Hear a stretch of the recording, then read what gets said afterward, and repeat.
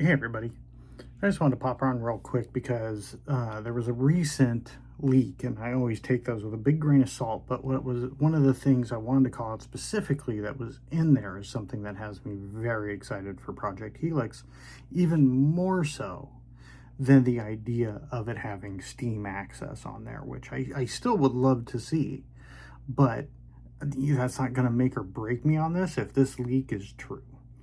Because what I read was that essentially Project Helix will natively be able to play every Xbox game ever. And from what it sounds like, they're committed to having a disk drive in it. So that means if I go out to my local used game store and I go in and I pick up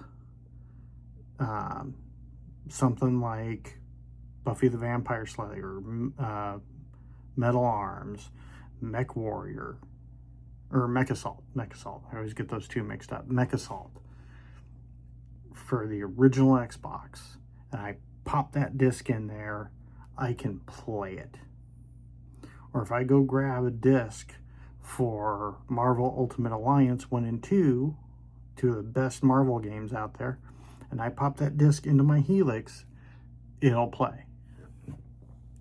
If that leak is true, then by all accounts, just pack it in. The Helix is a must buy if that is true. If that is what they're doing with Helix, even if it doesn't have the Steam access on it, which I still would like to see, but even if it doesn't have that, if I can go out and buy a used Xbox or Xbox 360 disc, and I can pop it in my system and play it just as I would on original hardware.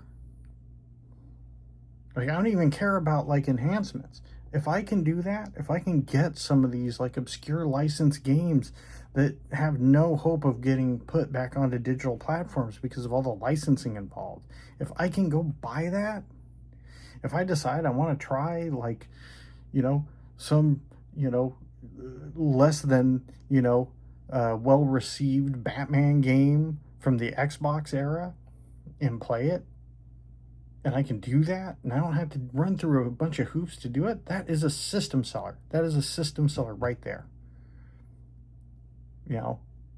I think that, for me, that's more important than even, necessarily markedly better graphics, because, you can only get so photoreal at this point. And I really don't care about that. I care about gameplay, and I care about having a robust library, because that's the other thing too, is if it's able to do this, then there is no reason why all of these other digital Xbox Live Arcade games that I had bought over the life of the Xbox 360, there is no reason that day one on the Helix that those games should not be ultimately, like, immediately available for me to download. And I would imagine that's what they're looking at doing, because, I would say at least, the stuff you purchased, even if you can't put it back up for sale, I should be able to download the Xbox Game Room still. I don't need it. I don't need the leaderboards maintained. I don't need all that. I just need to be able to play it. And I don't see any reason why you can't do that if the Helix is natively built to run every version of Xbox game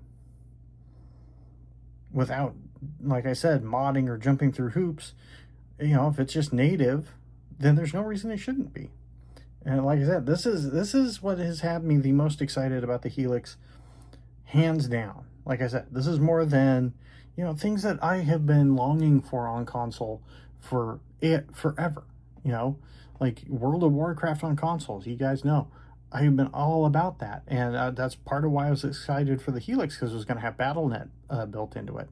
Now I don't even care if that leak is true, and I'm going to be able to just pop in every era of Xbox disc and play it, in all those digital games that I had on 360 that haven't made the cut over to backwards compatibility through the current system.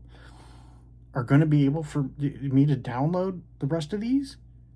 Then I'm going to have access to games like, you know, the original Tron arcade game, which for some reason Deadly Discs is available, but that one isn't. You're telling me I'm going to be able to re-download that? The South Park Tower Defense game, which is a great game, I'm going to be able to finally like re-download that and play it again? Sign me up. That is a system seller. That right there changes the game. Sony ain't going to be doing that. They aren't even going to have a disk drive. So, you know, I mean, that's the thing. You know, if PlayStation 6 like announced tomorrow that the PlayStation 6 was going to have a disk drive and you'd be able to play every PlayStation game from PlayStation 1 forward natively without any hiccups, without any add-ons, I'd be able to go grab the PlayStation 1 version of Doom, which I love, pop it into a PlayStation 6 and play it. Or games I never really got a chance to play on PlayStation 2 because I was late to the party on that. You know, like Maximo. You tell me I'd be able to go get a copy of Maximo and pop it in my PlayStation 6 and go? Then I'm all about that.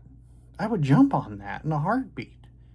In a heartbeat. I would be all over that if I was able to get some of these great, you know, PlayStation 2 RPGs, PlayStation 1 games, you know, all these things that I didn't get a chance to play at the time. Then, yeah, I would be all over getting a PlayStation 6 when it comes out.